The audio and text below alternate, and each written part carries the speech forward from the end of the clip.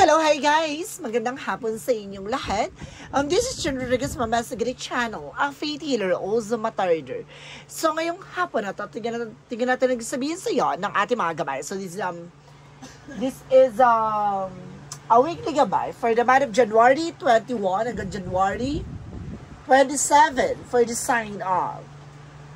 sign of Scorpio. So, Scorpio, welcome to my channel. Ano kayong messages, advices, and spirit guides ang ating masasaga for today's video? Kanino kayang energy or kaganapan sa buhay ng mga Scorpio signs ang ating mahagilap? So guys, this reading is a reading namang hindi lahat makaka-resonate, kunin lamang po makarelate sa inyo. And comment down below kung kaninong energy ang ating nasagap. And of course, don't forget to like and subscribe my channel and the notification bell for more videos update. Because maraming salamat po sa mga walang sawang pagsuporta sa aking channel, lalo-lalo na ang hindi nag-skip ng ads sa way pagpalain kayo. Nang Diyos at may kapal, siksik, liglig, nag-uumapong ni biyayang manang balik sa inyo. So let's see guys, what is the messages, advice ng ating angel spirit for the sign of Scorpio. So let's see and watch this.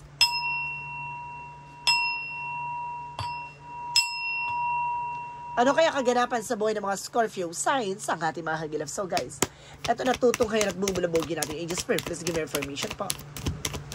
Okay, this is a three of swords. So this is something painful or something heartpain. No, may mga bagay dito na parang masasaktan ka or maaring nasaktan ka dito sa situation na to. What is that? Now, there's something insecure din. Ako na na-sense dito. No? Napapalibutan ka ng mga inggitera. Because this is something, the Eight of Pentacles, just focus sa ginagawa mo. No? Sa trabaho, negosyo, hanap buhay mo, mag-focus ka.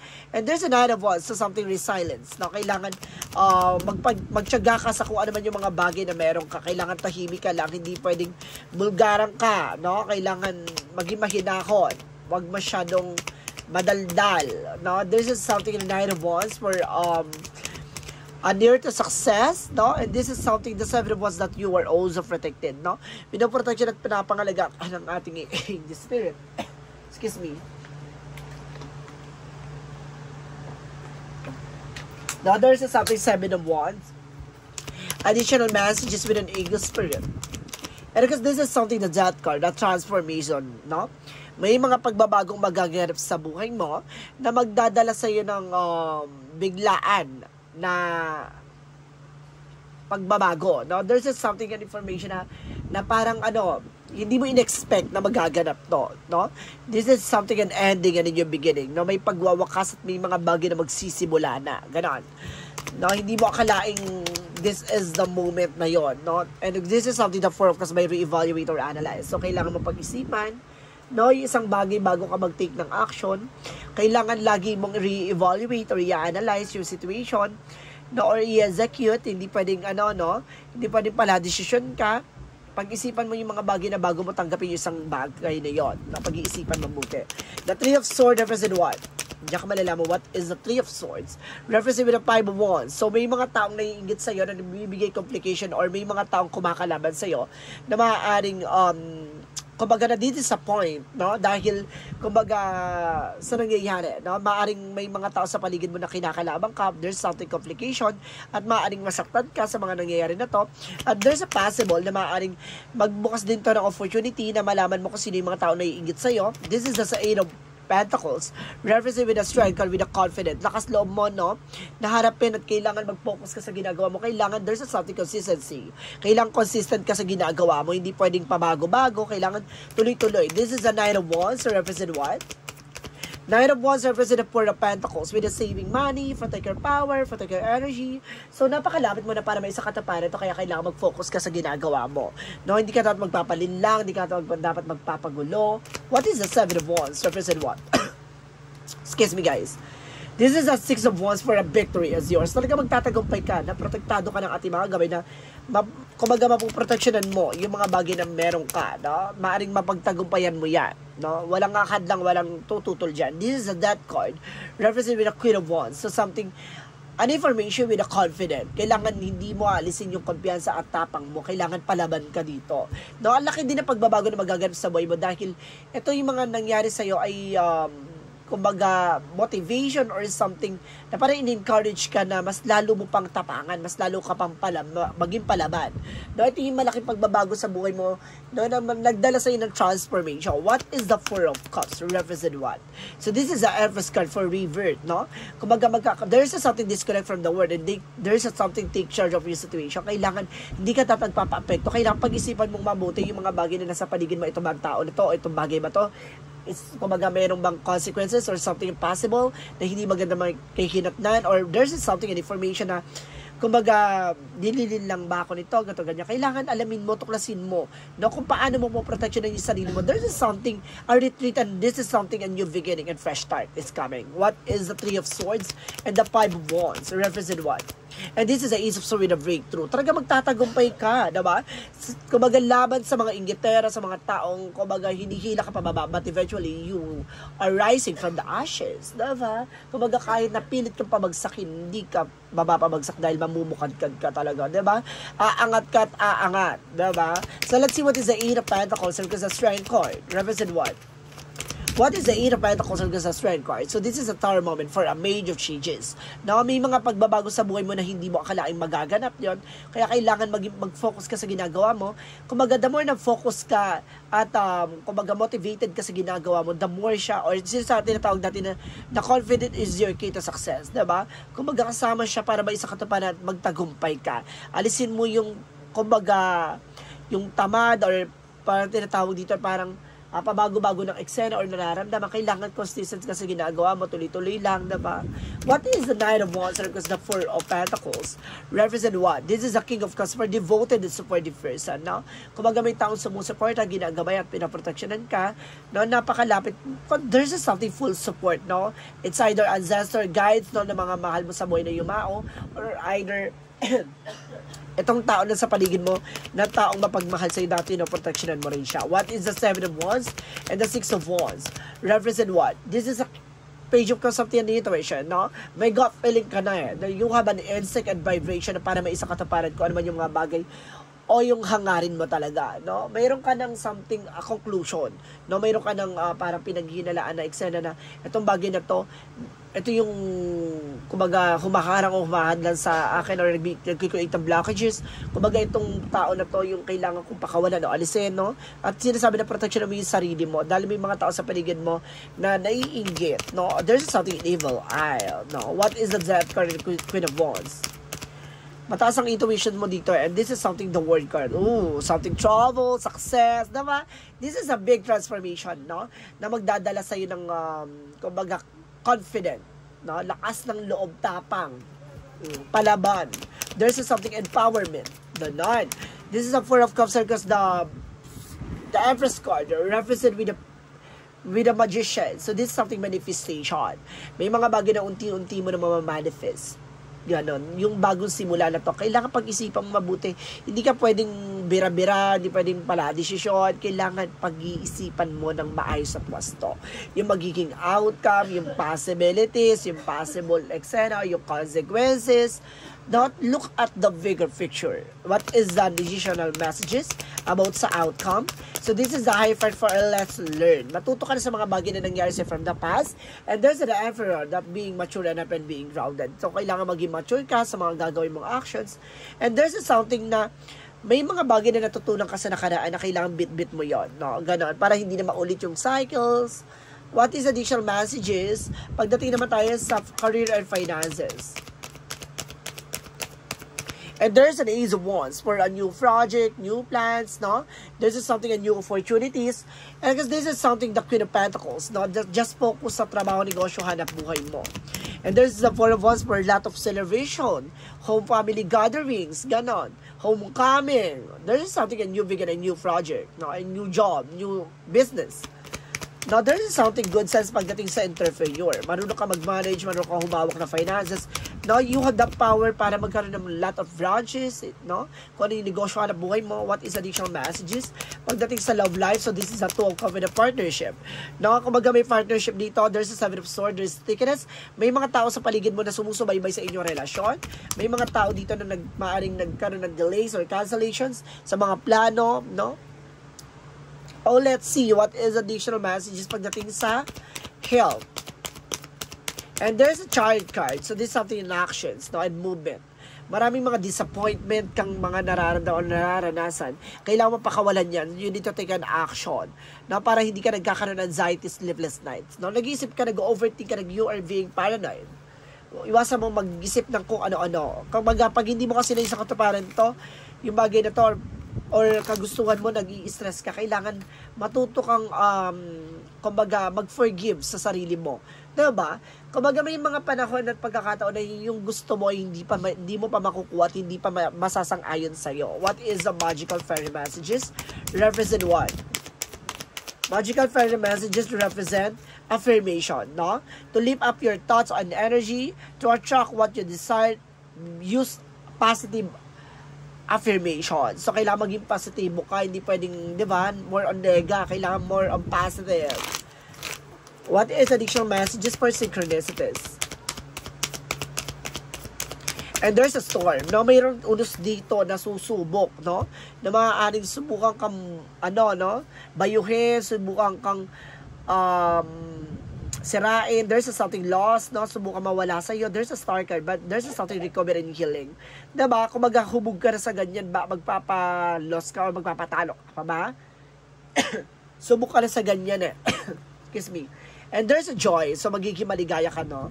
And there's a Godder. Parang this is something na parang, ayon to sa kalooban ng Diyos, parang ibinibigay na sa'yo, no? Na mas parang yung swerte, napakalagkit, no?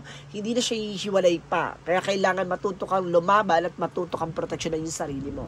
What is the yin and yang oracle card? Represent what?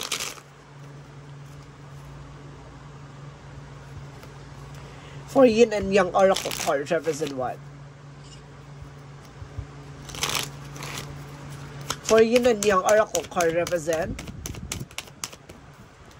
self-care. So, kailangan mo alagaan yung sarili mo dito. At the same time, there's an assistant with a guardian, no? Pinagabayan ka ng ating angel spirit. At the same time, there's something, an ego. Alisin mo yung pride, no? Alisin mo yung drama. Alisin mo yung toxicities, no? Or toxic, or unhealthy, no? Unhealthy boundaries or something, unhealthy ways, no? Or something unhealthy attitude. So let's see what is the Romance Angels for Mystic Love Oracle deck. And there's a divine masculine. Oh, there's something him na may masculine energy dito. And there's a strong love affections. No? Talaga mahal na mahal ka na person mo. And there's something compromise. May mga pinangako. No? And there's a toxicities. Kapag kawalan mo yung toxic, no? There's a toxic environment, guys. What is Archangel Michael messages for you? And there's something right about your thought and feelings. So, sundin mo yung mga sinasabi ng isip mo, nararamdaman mo, and this is something Romance Angels are helping you, no? Kumbaga sinasabi ng yung mga gabay na tinutulungan ka pagdating sa buhay pag-ibig. And because this is something for giving yourself, you did nothing wrong. No? Wag mong, kumbaga patawarin mo yung sarili mo, wag mo sinisisi sarili mo sa mga bagay-bagay. Wala kang ginawang mali. For Romance Angels. And there's a let your friends help you. No? Hayaan mo yung mga kaibigan mo tulungan ka. One more card, please. And this is something, playfulness. So, kailangan haratin mo yung jowa mo, asawa mo, ganon. Kailangan nyo ng time sa isa't isa, ganon. What is additional messages with an angel spirit?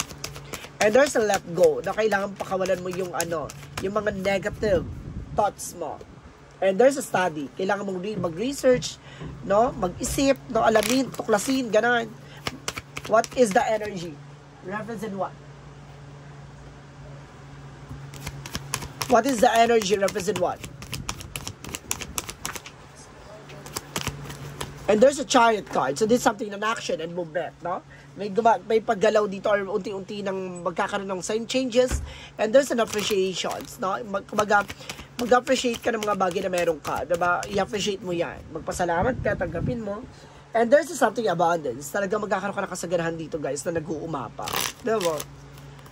And there's something discern in this physical reality. So, ibig sabihin, there's some more on material success. And this is something real and the all elders. So, there's something frequency of sound. So, kumbaga, kahit na napakalalim na ng situation, may mga bagay na maririnig ka. No? Or parang sinasabi sa akin dito na mas talasa mo ang intuitions mo. Na may mensahe sa iyong ating mga gabay. What is the Montology? What is the Montology? Represent what? And luck is in your sides, no? Yung swerte ay maaaring pumabor sa'yo. And this is something our new romantic cycle begin. No? Magsisimula yung panibagong cycle pagdating sa buhay pag-ibig. What is chakra messages? And there's a mysticism. No? May misteryo sa likod nito. May mga bagay na unti-unti mo malalaman. And this is something insecurity. Sabi ko na nga ba, may misteryo. May lihim na may inggit sa'yo. No? And this is something acceptance. No? Hindi nila matanggap. No? Kung ano naman yung mga bagay na meron ka. No? Pilit ka dito sinasaktan. May kalabang ka talaga dito, guys. No, malaking factor dito na nakikita ko na parang may kumakalaban sa'yo o meron na iinggit sa'yo na gumagawa ng eksena para hindi magtuloy-tuloy magandang eksena mo. And this is something, do shall love the Lord your God with all your heart, with all your soul, with all your mind. No, mahalin mo ang ating Panginoon sa isip, sa salita at sa gawa.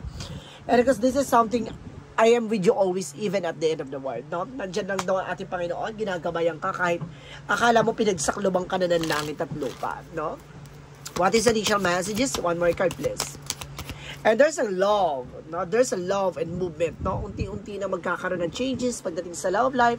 Kumbaga, if you are being single, maaaring matuklasan, makilala mo na yung taong para sa'yo. If you are being taken, maaaring magkakaroon ka ng something higher level commitment. And there's something in spirituality. No? There's something soul ties. No? There's something destiny life. No? And there's a fated life. Talagang nakalaan kayo para sa isa't isa. For Archangel Raphael messages, represent what? Archangel Raphael messages, represent what? Represent with inner authority, no? Kumbaga, ikaw yung gagawa ng bagay na ikaw bubutoy ka sasama mo, no? Nasa likod mo lang ating mga gabay na sinusupport, ginagabayan ka. For the angel's answer, represent what? Represent with unlikely. May mga bagay na hindi mo magugustuhan, may mga bagay na hindi papabor sa'yo, but eventually, kumbaga, it's a God plan or there's something progress and process, no?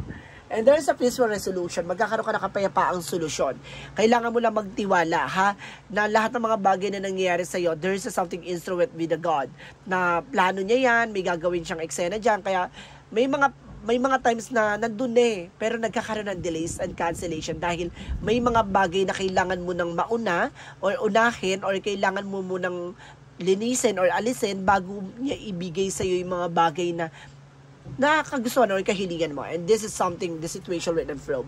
Diba? Magbabago din yung situation. Just trust the process. So, let's see what is an angel's number.